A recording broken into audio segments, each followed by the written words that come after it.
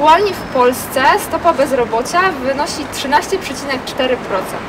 Czy wolałaby Pani powiedzieć, ile wynosiła 10 lat temu, czy przewidzieć, ile będzie wynosiła za 10 lat? Nie mam żadnego pojęcia.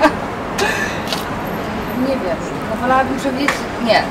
Dobra, chwilę zastanowienia. Wolałabym przewidzieć, ile będzie wynosiła za 10 lat. Wolałabym powiedzieć, ile wynosiła 10 lat temu. A tak, ile one mogło wynosić? Myślę, że wynosiła około 5%. Dziękuję bardzo. Wyniesie za 10 lat. Sądzę, że będzie to mniej więcej na poziomie 15-20%.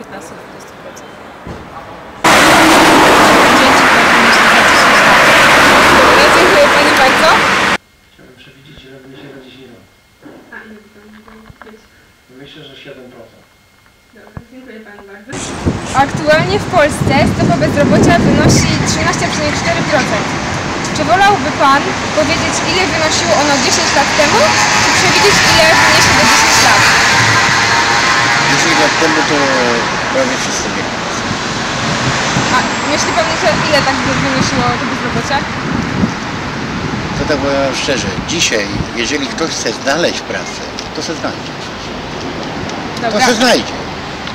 A gdyby Pan miał powiedzieć, czy tak, czy nie, czy wolałby Pan przewidzieć, ile wynosiło 10 lat temu, a ile może wynieść za 10 lat, to powiedziałby Pan, za którą opcją by Pan był? No za tą drugą, ile będzie za 10 lat. Aha, dobra, a ile według Pana, tak sobie szacując, ile by mogło wynosić? No nie mam zielonego pojęcia, powiem Wam szczerze, nie mam zielonego pojęcia, ale powiem Wam szczerze, no 10 lat temu to była praca, bo i dzisiaj, jeżeli ktoś chce dostać pracę, to dostanie. Nie ma tego. Tylko że są negusy śmierdzące, za przeproszeniem, nie chcą robić. Weź większość takich, ja mam ponad 60 lat i ja pracuję cały czas. Jeździłem na tirach, a teraz pracuję w tej samej firmie. Przepraszam, Bożona. Jest praca, no jest, tylko trzeba szukać. Rozumiem, dziękujemy No, proszę. za udział.